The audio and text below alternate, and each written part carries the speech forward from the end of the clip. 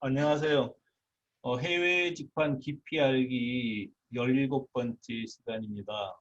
오늘은 광고비를 어떻게 쓰는 게 좋으냐 하는 걸 가지고 좀 말씀을 나눠보겠습니다.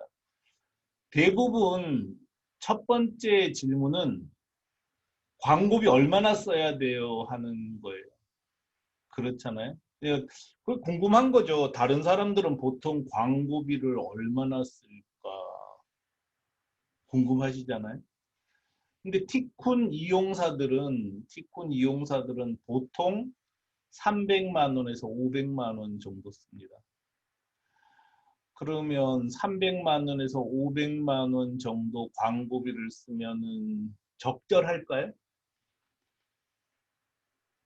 사람마다 다르겠지만 제 생각에는 인터넷 비즈니스 하면서 광고비 300만 원에서 500만 원 쓰는 거는 아예 장사를 하지 말자는 거라고 생각해요.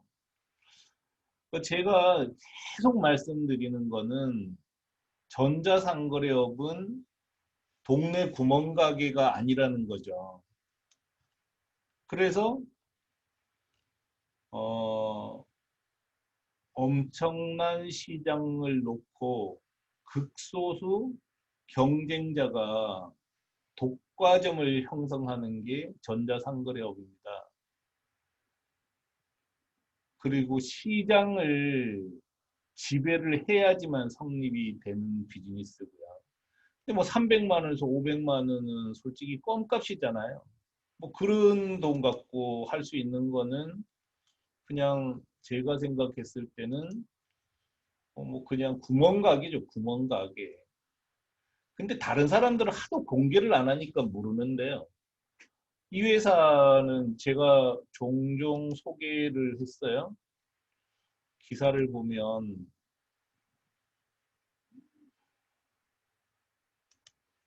이 회사인데요.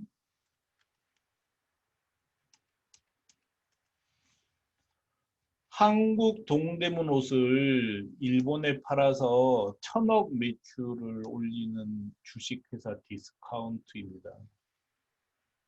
야, 일본 후쿠오카에도 디홀링 매장이 있네요. 동경 신주쿠에도 디홀링 매장이 있습니다. 보다시피 일본에 1,000억 원 이상 매출을 올려요. 이 점이죠. 근데 소문에는 1년에 200억씩 광고비를 쓴다고 해요. 저는 그럴 것 같아요. 왜냐하면 우리 쪽에서는 그렇게 광고비를 쓰지 않으면 안 되니까요. 말이 200억이지 매출이 20%인데요. 맞을지 안 맞을지 모르겠습니다. 그런데 비즈니스는 이렇게 하는 수밖에 없어요. 그래서 여러분 잘 아시는 이 회사요.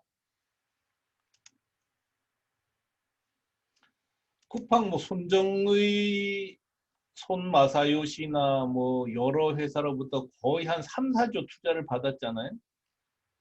근데 결국은 마케팅비에 다 쓴 거나 마찬가지지 않습니까? 쿠팡은 초창기에 거의 뭐 적자 마케팅을 했죠. 정말 어마어마한 광고비를 써대서 이런 자리를 차지했는데 이런 행동은 아마존, 라쿠텐 뭐 다 똑같습니다. 그래서 광고비를 엄청나게 쓰는 게 인터넷 비즈니스다. 종합몰만 그러냐? 그렇지도 않아요. 작은 쇼핑몰들도 결국 광고비를 얼마나 쓰느냐에 따라서 성패가 납니다. 티쿤이 초창기에 광고비 썼던 거 보여드릴게요. 티쿤은 2007년 10월 17일 날 첫 매출이 발생했어요. 2007년 10월 17일 날 첫 매출이 발생해서 그날을 티쿤 창립 기념일로 삼고 있는데 2007년은 뭐 10월, 11월, 12월 얼마 안 되니까 얘기하기 할 것도 없고 2008년에 이게 N이에요. N. 월 35만 4,658엔. 그러니까 뭐 그냥 퉁쳐서 100엔 1,000원으로 치면 월 350만 원씩 광고비를 지출했고요. 2009년에는 1,140만 원 지출했고 1,500만 원, 1,700만 원, 2,000만 원, 2014년에는 월 평균 4,300만 원, 2015, 16년 가면은 거의 뭐 1억 5천만 원까지 쓰고 썼습니다. 거기다가 또 티코는 일본에 영업사원도 있었단 말이에요. 그러니까 티코는 거의 광고비로 한 달에 2억 원 이상 썼던 것 같아요. 광고비 관련해서 이제 재밌는 게 있는데 이때 보면은 2013년도에 광고비를 티쿤이 줄인 기록이 나와요. 이렇게 광고비를 줄였습니다. 왜 이런 일이 생겼냐면 티쿤이 계속 이렇게 성장을 했어요. 성장을 했는데 이때 2012년 8월이고 2013년 8월, 2012년 9월, 2013년 9월, 10월. 그 전에까지 쭉 성장하다가 이때 성장이 멈춘단 말이에요. 이 상태면은 회사 문 닫아야 됩니다. 왜 이런 일이 생겼냐면 2012년 무렵부터 엔고가 사라졌습니다. 이 당시에 엔고가 엄청나게 좋았거든요. 1,500만 원까지 갔었어요. 환율 변동표 볼까요?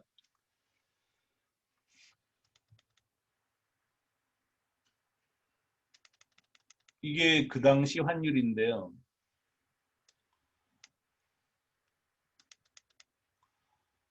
환율이 제가 처음 할 때는 100엔 790원. 2008년도까지도 100엔 1,000원에 머물렀다가 1,335원, 1,535원, 1,569원, 막 1,300대가 된 거예요. 대박 난 거죠. 그래서 이때 거의 한 환차익으로만 50억을 벌었는데 2013년부터 2012년 13년부터 환율이 떨어진 거죠. 근데 이때 제가 너무 회사를 확장을 했어요. 그래서 그러니까 갑자기 확장된 상태에서 N고가 N조로 바뀌면서 회사에 돈이 떨어진 거예요. 그러니까 돈이 떨어지니까 무슨 짓을 했냐, 제가. 광고비를 줄인 거예요, 이때. 광고비를 줄이니까 무조건 떨어져 버리더라고요. 아, 정말 농사꾼은 굶어 죽어도 종자는 삶아 먹지 않아야 되는데 인터넷에서 광고비는 종자입니다, 종자. 절대로 줄이면 안 되는 건데 제가 몰랐어요. 그때 이렇게 막 떨어질 때 우리 회사에 훌륭한 간부가 있었어요. 보세요. 광고비는 종자라니까요. 삶아 먹으면 굶습니다. 광고비를 줄이는 게 어디 있습니까? 화들짝 놀라서 이때부터 광고비를 해서 했더니 이렇게 쭉 올라간 거죠. 그게 이 광고비 통계예요. 이때 광고비 줄인 거죠. 그때 놀라가지고 후다다다닥 해서 막 3천만 원, 3천만 원, 5천, 5천, 4천, 4천, 5천, 4천, 5천 이렇게 써대기 시작한 겁니다. 제 지론은 우리가 이론을 따져 보더라도 우리가 경쟁력이 있어서 다른 나라에 진출한 거지 않습니까?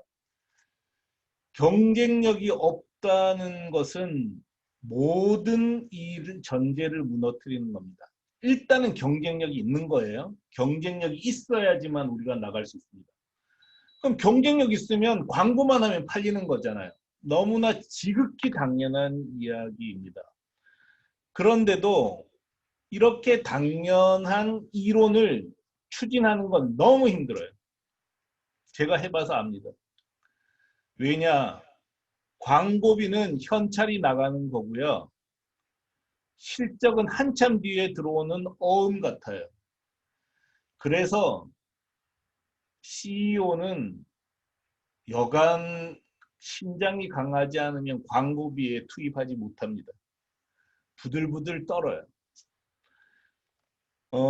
이론을 따져보면은 어차피 기업을 운영할 때 인건비하고 사무실 유지비, 세금 등은 고정비예요, 고정비. 근데 이 고정비를, 고정비는 계속 들어가기 때문에, 빨리 광고를 해서 단골 고객을 모으지 않으면 광고비는 그냥 낭비만 하는 거로 됩니다. 쓰이고 돌아오지, 그 경상비, 인건비나 이런 거는 그냥 뭐 버리는 돈이란 말이죠. 그래서 비즈니스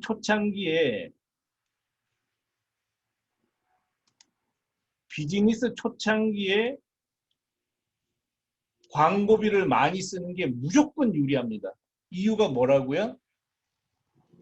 단골 고객을 만들어야지만 이 비즈니스가 성립이 되기 때문입니다. 자, 다시 한번 우리가 확인을 해볼 건데요. 어, 잘 나가는 어, 브라인드도 보자고요. 이 매출이 처음에는 제자리 걸음을 해요. 그러다가 1년 반 혹은 2년 가까이 돼서 올라가는 이유는 단골이 형성되기 때문이다. 단골. 제자리 걸음해요. 1년 반 정도 되면 이미 단골이 형성되면서 올라간단 말이죠. 그럼 뭐죠? 단골을 빨리 확보하는 게 우리 비즈니스를 키우는 방법이라는 뜻입니다. 그래서 광고비는 초기에 많으면 많을수록 다다익선이라는 말을 여기서 쓰는 거는 정당합니다. 근데 이런 얘기를 해요. 돈 많으면 많이 쓰지. 그런 뜻이 아니고요. 해외 직판 비즈니스는 돈 없으면 돈 끌고 와서라도 초창기에 광고를 하는 게 핵심 포인트라는 거죠. 김범석 의장 대단한 겁니다. 그 사람은 어쨌든 끌어와서 투입을 했잖아요. 마윈도 그래서 위대한 거고요. 제프 베조스도 그래서 우리를 뛰어넘는다는 겁니다. 저 같은 보통 사람은 진짜 심장이 너무나 작은 거죠. 투자하는 걸 너무 두려워하는 거고요. 그나마 저는 다른 사람에 비하면 좀 투자를 하기도 해요. 근데 대부분은 투자 못 합니다. 광고비 무서워서 절절매다가 오히려 일을 다 그르치고 만단 말이죠. 그래서 지금 보통 사람들은 300만 원에서 500만 원 간신히 쓰는데 어떻게든지 앞쪽에서, 그러니까 딱 제가 해보니까 전자상거래업은 3개월에서 6개월 딱 해보면 이게 되는지 안 되는지가 보여요. 그러니까 미미하게라도 올라가는 게 보인다 그러면 그때부터는 어떻게 하든지 광고비를 써야지만 됩니다. 그렇게 해야 고통이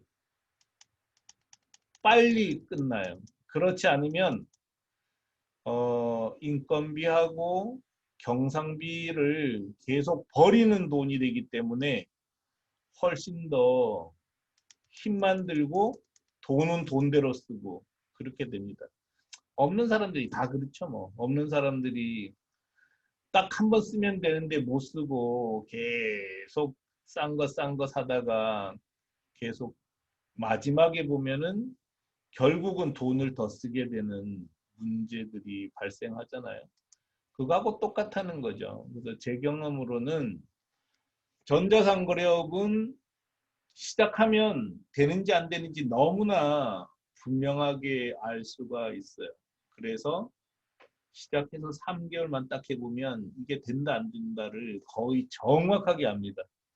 그래서 딱 해보고 야 이거 되네 그러면 그때부터는 광고비를 투입하는 거고요. 광고비는 무조건 다다익선입니다. 하여간 종종 말씀드리지만 정부에서도 대체로 돈은 잘 대줘요. 우리 쪽 그 해외 직파는 수출업이기 때문에 돈 잘 대줍니다. 그래서 그런 돈 쓰고 저는 진짜 돈이 없었어요. 지는 너무 돈이 없어가지고 그 우리 거래처 사장님한테 우리가 매출 올라가는 걸 봤으니까 여신을 좀 줘라. 그래서 그 돈 안 주고 그 돈 가지고 광고비를 만들기도 했습니다. 뭐 그렇게 하는 거죠. 뭐 근데 뭐 다른 방법이 없잖아요. 그래서 광고비는 CEO가 스스로 가만히 있으면 CEO는 돈 쓰는 거 너무 두려운 거예요. 저도 힘드니까요. 근데 그러니까 돈을 쓰기 싫어하는 본능과 맞서 싸워서 이론에 충실히 따르는 거죠. 내가 경쟁력이 있어. 경쟁력이 있다는 건 광고하면 팔린다는 거잖아요. 그래서 제가 슬로건을 만들었습니다. 수요가 있고 경쟁력이 있으면 광고하면 팔린다. 근데 이렇게 얘기하는 저도 광고비 쓰는 게 너무 힘들다는 거죠. 그래서 그런 인간의 본능하고 싸워서 이성에 충실히 집행해야 할 게 광고비라고 생각을 합니다. 궁금한 거 있으세요? 보시고 싶은 통계 있으시면 말씀하셔요.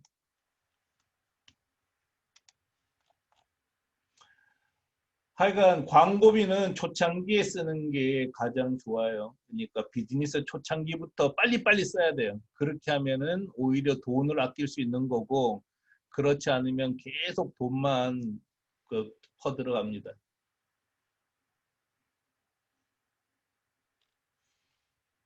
다른 거 궁금한 거 없으세요? 지금도 뭐 2시인데 500만 원 됐으면 오늘 또 뭐 행복한 거죠. 500만 원 됐고, 직구는 투자도 받았고, 그러니까 여러분께서도 이제 해외 직관 하시기 바라고요. 그 다음에 지금 한국 스피커 살고 있는 나라에서 스피커 분양하고 있는 건 아시잖아요. 정말 분양받는 거 권하고 싶습니다. 1년에 20억 원 가까이 순이익 내는 비즈니스인데요. 이미 다 검증이 된 거니까 한번 하시고요. 10월 5일 날 스티커 분양 2차 설명회 해요. 2차 설명회 때 또 들으시기 바랍니다. 창고를 활용해서 사업하는 입주자들이 많이 있는지요? 지금은 2분 있어요. 2분. 창고를 활용하는 분은 한 분은 백앤 케이스. 이거는 창고에 갖다 놓고 파는 게 유리할 것 같죠. 왜 그렇다고요? 이거는 이렇게 부피가 큰 거는 컨테이너로 미리 옮겨 놓고 파는 게 훨씬 유리한 거예요. 그리고 뭐 몇 종류 안 되니까, 1000종류밖에 안 되니까 창고에 갖다 놓고 파는 게 유리한데, 창고 비용은 비용이 아니에요. 왜냐? 제가 인쇄물 팔기 전에 택배 박스를 일본에 팔아서 성공했잖아요. 택배 박스를 제일 처음에 판 게 택배 박스예요. 택배 박스. 이 택배 박스를 일본에서 팔려면 무조건 창고가 있어야 됩니다. 근데 창고 비용이 그때 오사카에 2007년도 지금도 안 올랐겠죠? 그게 평수로는 안 넓었어요. 25평 정도가 되는데 그 높이, 창고 높이가 6m짜리였단 말이에요. 그래서 2층으로 해서 2층을 만들어서 이렇게 쌓았는데 그 당시에 월세가 200만 원 정도 됐어요. 230만 원. 근데 이런 거는 고정비기 때문에 처음에 230만 원 내는 게 좀 힘들어서 그렇지 별 부담 안 되는 거예요. 왜냐하면 매출 자체가 벌써 뭐 5천만 원, 뭐 8천만 원, 1억 넘어가면은 창고 비용은 비용도 아닙니다. 그런 거 신경 쓸 필요도 없어요. 그래서 창고를 두고 팔아야 될 상황이면 뭐 창고 두고 팔면 되지 이렇게 편하게 생각하시면 돼요. 절대로 부담되지 않습니다. 그래서 이렇게 알루미늄 가방 파는 분하고 택배 박스 파는 분이 지금 그렇게 하고 있어요. 예. 뭘 하시려고 계속 그거 뭐야 창고 말씀하시네요. 하여간 창고는 파는 나라에 우리가 이렇게 실비를 받고 공간을 제공해 드릴 수 있거든요. 그래서 하실 일 있으면 그냥 편하게 하시기 바랍니다. 또 궁금한 거 있나요? 공기간판은 창고 활용 안 하죠. 왜냐하면 주문품인데요. 주문품, 이런 공기간판. 예, 공기간판은 밑통만 미리 갖다 놔요.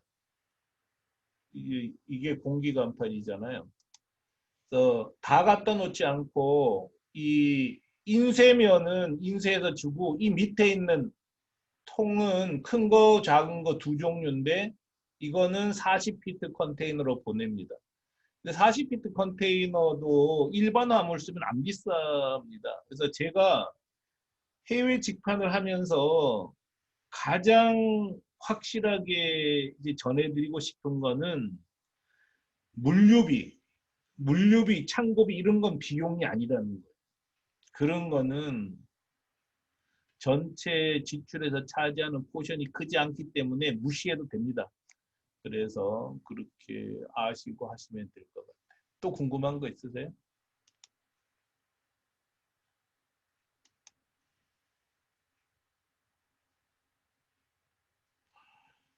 자, 하여간 그 제가 경영일기 쓴 건 아시죠? 경영일기 계속 썼었는데 이 경영일기책 그 필요하신 분 있으면 그 가지고 가세요. 그래서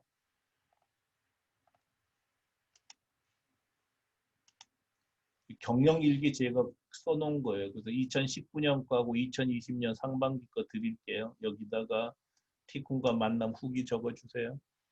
자, 다른 거 없으면 마칠게요. 하여간 들어주셔서 감사하고 계속 이렇게 정보를 나누는 게 저도 굉장히 기쁘고 제가 제일 좋아하는 시간입니다. 어쨌든 이게 계획된 강좌가 끝나더라도 그때그때 뉴스 모아서 2시에는 특별하지 않으면 만나려고 해요. 그래서 같이 만나면서 궁금한 거 있으면 물어보시면 될 것 같고요. 10월 초에 어, 스피커 분양 설명회 다시 한번 정리해서 2회차 진행할 거예요. 그 2회차 진행할 때 또 보셨으면 좋겠습니다. 그래서 지금 우리가 거의 다 끝났어요. 그래서 뭐 하여튼 좀 들어주셔서 너무 감사하고 일단 네 번 정도 남았네요. 그래서 다음 주 월요일은 세계 시장으로 나가는 방법 이거 또 제가 개발한 거예요. 이거 한번 설명을 해드릴게요. 그 다음에 화장품, 식료품, 칼라렌즈 하는 방법, 그 다음에 티콘 역할 분담하는 거 이렇게 하면 다 한 것 같아요. 그래서 그 월요일 날 또 뵙겠습니다. 예, 들어주셔서 감사하고요. 마치겠습니다. 예, 하여간 또 오후 잘 보내세요.